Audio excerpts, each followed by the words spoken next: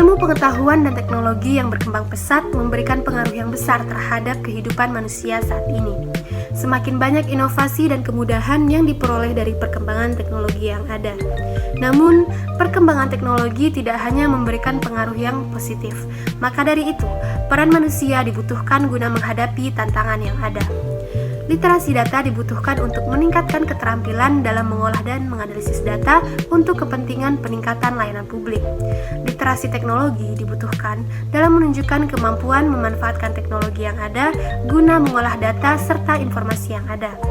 Literasi sains dibutuhkan dengan tujuan agar mampu untuk berpikir kritis, logis, reflektif, metakognitif, dan kreatif.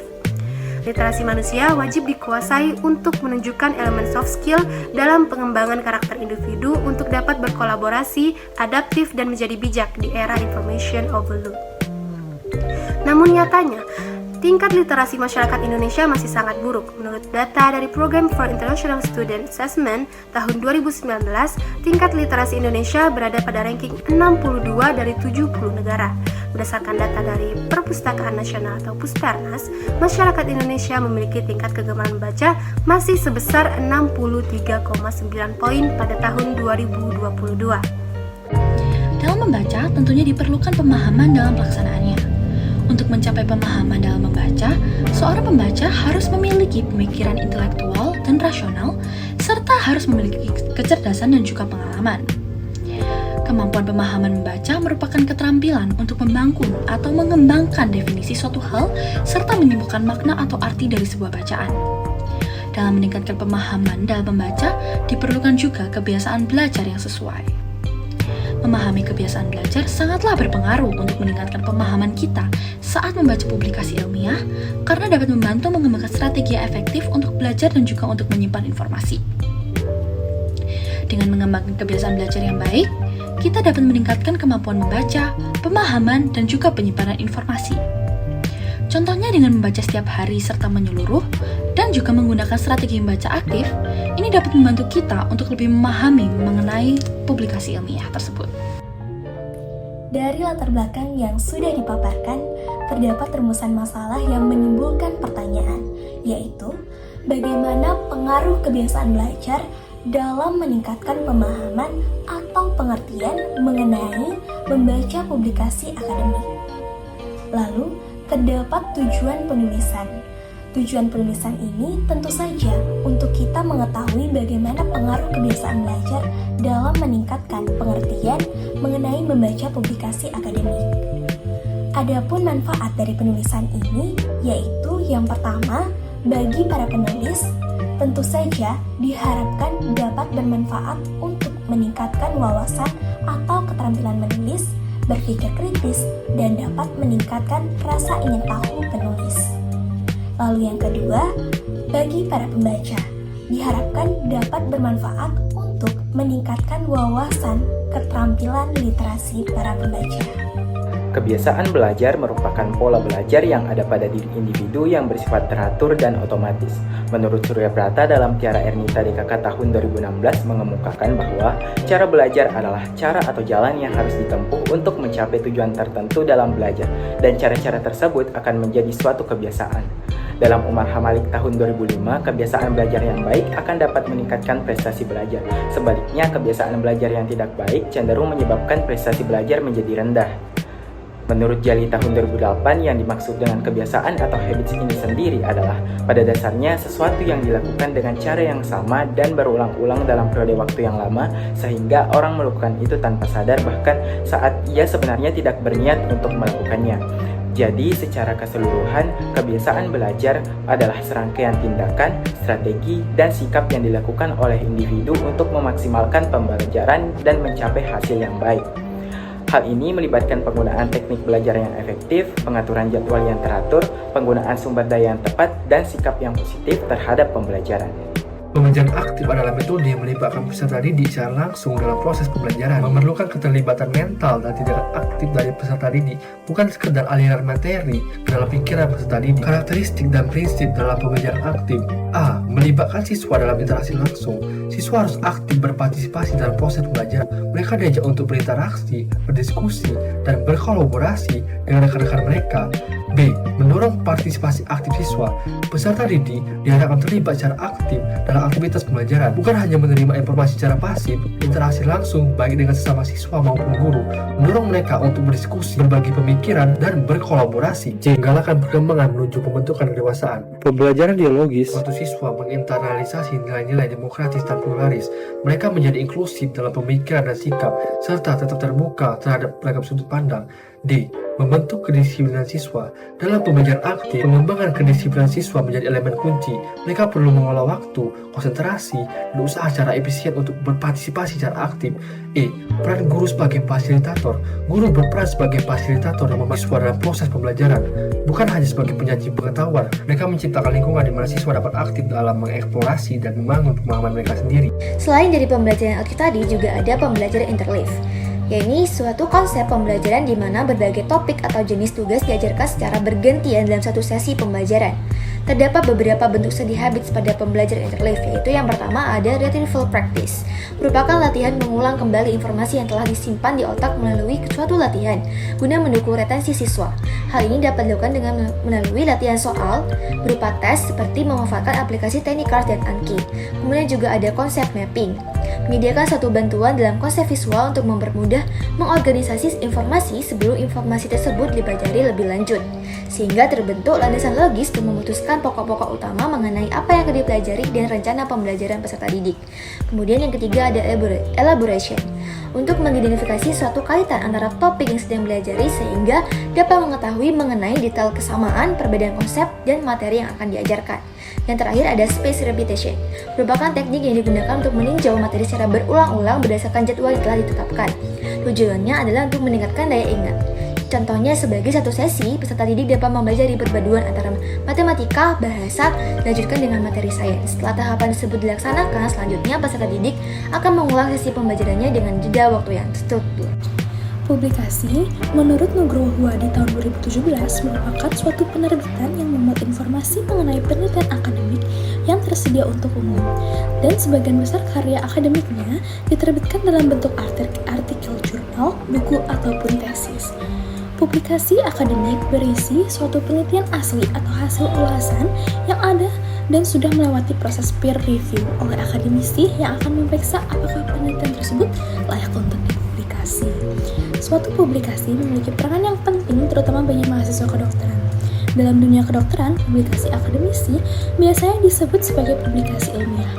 Publikasi ilmiah ini penting untuk meneliti, mengevaluasi, berinovasi, dan melengkapi pengetahuan serta keterampilan analitis dalam landscape medis yang terus mengalami perkembangan. Menurut Laba dan kawan-kawan 2022, terdapat beberapa tipe publikasi ilmiah, meliputi yang pertama, research article. Menurut Laba dan kawan-kawan 2022, research article ialah artikel ilmiah yang membuat tentang informasi ilmu pengetahuan baru dan telah dipublikasikan pada jurnal. Menurut Effendi dan kawan-kawan 2022, pengembangan isi artikel ilmiah disajikan secara objektif dan disusun secara sistematis. 2. Review artikel. Menurut Laba dan kawan-kawan 2022, review artikel berisi tentang tinjauan dari suatu bidang atau subjek dan rangkuman penelitian yang sudah dilakukan. Menurut Cahyono dan kawan-kawan 2019, hasil review artikel dapat menjadi rujukan awal bagi pembaca dalam melakukan kegiatan penelitian. 3. News article. Menurut Laba dan kawan-kawan 2022, news article memuat penjelasan dari analisis hasil penelitian yang dilakukan, yang bertujuan untuk memberikan informasi atau wawasan yang akurat kepada masyarakat berdasarkan observasi, eksperimen, atau survei yang telah dilakukan peneliti. 4. Meeting abstract and proceeding. Menurut Laba dan kawan-kawan 2022, artikel abstract and proceeding merupakan jenis artikel ilmiah yang berisi penjelasan original research yang dipresentasikan pada kegiatan konferensi ilmiah. Yang kelima, tesis dan disertasi. Karya tulis ilmiah mahasiswa untuk menyelesaikan jenjang magister S2 disebut dengan tesis, sedangkan untuk jenjang doktor S3 disebut dengan disertasi. Perbedaan antara tesis dan disertasi terletak pada kontribusi terhadap permasalahan yang dihadapi. Tesis mengungkap pengetahuan baru dari penelitian, namun tidak dituntut untuk menemukan metode baru atau original. Sedangkan pada disertasi bersifat original.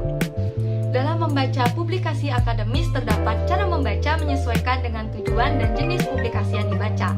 Cara membaca tersebut yaitu yang pertama memindai atau scanning. Pada teknik teknik memindai dilakukan dengan menemukan informasi spesifik seperti kata kunci. Setelah menemukan kata kunci, maka pembaca dapat berfokus pada bagian paragraf terkait kata kunci. Yang kedua, membaca sekilas. Membaca sekilas atau dikenal dengan istilah skimming merupakan cara membaca cepat seluruh isi bacaan. Pada metode ini, para pembaca dapat bergerak membaca judul, kemudian membaca subjudul untuk mengetahui topik yang dibahas. Yang ketiga, membaca mendalam atau membaca intensif. Membaca mendalam merupakan cara membaca keseluruhan isi secara cermat dan teliti. Metode ini memerlukan waktu sehingga memahami isi bacaan secara keseluruhan. Yang keempat, membaca ekstensif. Membaca ekstensif dilakukan secara cepat untuk menemukan isi penting dari informasi bacaan. Pada tahap ini, para pembaca dapat melompati bagian bacaan yang tidak penting dan membaca secara selektif untuk mengefisienkan waktu. Kebiasaan membaca publikasi ilmiah yang baik tentu akan memberikan pengaruh baik kepada pembaca. Adapun hal yang dapat diperoleh apabila kita sudah melakukan kebiasaan membaca dengan teknik yang tepat adalah yang pertama, kita dapat memudahkan diri kita untuk memahami dan juga memaknai suatu hal yang sedang kita pelajari. Kemudian, yang kedua adalah kita dapat membaca dengan cepat dan teknik yang tepat. Dan yang terakhir adalah kita dapat menambah pengetahuan umum atau wawasan umum kita, serta dapat menambah prestasi akademik. Prestasi akademik sangat berkaitan dengan bagaimana kebiasaan seorang tersebut membaca. Membaca efektif tentu akan menghasilkan suatu pembelajaran dan juga pemahaman yang efektif pula. Membaca sangat erat kaitannya dengan proses pendidikan. Oleh karena itu, perlu dilakukannya suatu teknik membaca, terutama pembacaan publikasi ilmiah yang baik untuk memperoleh keberhasilan dalam proses pendidikan. Dalam bidang kedokteran khususnya, kita tidak akan pernah lepas dengan adanya kebiasaan untuk membaca publikasi ilmiah. Hal ini juga sangat penting karena dapat memperluas landasan mengenai pengetahuan kita, kemudian adanya menggali topik yang kompleks, lalu berkontribusi dalam hal tertentu. Berkat kebiasaan membaca literatur yang baik, tentu diharapkan mahasiswa dapat memahami permasalahan yang sulit, menyelesaikan permasalahan yang kompleks, dan juga menciptakan inovasi baru. Selain terdapat kebiasaan belajar yang baik yang kemudian dapat meningkatkan pemahaman membaca dalam penulisan akademik ini, terdapat juga kebiasaan belajar yang buruk, namun terus dipupuk hingga menjadi sebuah kebiasaan yang susah ditinggalkan. Kebiasaan buruk yang akhir-akhir ini muncul dan populer adalah menggunakan artificial intelligence atau AI untuk menyelesaikan tugas-tugas yang berhubungan dengan pembuatan esai mereka. Selain hal ini berkontradiksi dengan prinsip-prinsip etika penulisan ilmiah, di mana prinsip kejujuran akademik sangatlah dijunjung tinggi. Dan dengan menggunakan AI untuk menyelesaikan tugas secara keseluruhan hal itu akan secara tidak langsung mendiskreditkan segala hasil kerja keras orang-orang di balik referensi-referensi dari AI tersebut. Kebiasaan yang tidak tertarik untuk membaca dan mencari bahan bacaan juga akan berakibat fatal ke depannya. Dikutip dari Betriasani, dari jurnalnya yang berjudulkan The Impact of Student Reading and Reading Habits on Their Reading Performance, Indonesia adalah salah satu negara dengan tingkat literasi yang sangat rendah. Yang kita dapat lihat dari rendahnya angka pengunjung perpustakaan untuk membaca buku, apalagi untuk mereka yang kesusahan dalam membaca bahasa Inggris. Selain minat mereka yang sudah rendah, terdapat juga kesusahan dalam memahami bahasa tersebut.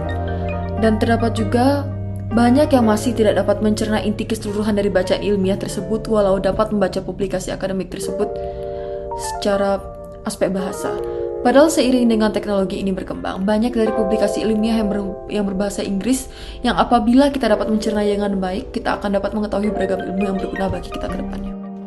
Oke, kita sudah sampai ke kesimpulan. Nah, saya rasa di kesimpulan ini kita bisa tarik 3 poin utama, yaitu yang pertama tentang publikasi akademis yang sangat penting bagi mahasiswa, lalu yang kedua yaitu tentang pembelajaran aktif dan pembelajaran interleaf, lalu yang terakhir yaitu tentang bagaimana cara mengenali jenis-jenis dan tipe dari publikasi akademis. Nah, di sini saya rasa publikasi akademis menjadi hal yang dasar ketika sedang menempuh pendidikan di perguruan tinggi. Nah, kita dituntut untuk bisa memahami materi dari publikasi akademis tersebut. Namun, tidak semua dari mahasiswa, terutamanya mahasiswa baru, mengerti bagaimana cara untuk membaca publikasi akademis dengan baik. Banyak dari mereka tidak memiliki kebiasaan belajar yang baik, sehingga ketika disuguhkan dengan informasi yang begitu kompleks, yang biasanya terdapat di publikasi akademis, mereka kewalahan untuk memahami. Pembelajaran aktif dan pembelajaran interleaf ini adalah beberapa kebiasaan belajar yang penting untuk diketahui. Pembelajaran aktif dapat menghasilkan suatu pembelajaran dalam memori jangka panjang, sementara pembelajaran interleaf ini dapat membantu peserta didik untuk menghubungkan dan membedakan informasi-informasi dari berbagai topik yang ada, sehingga tercipta suatu pemahaman yang mendalam.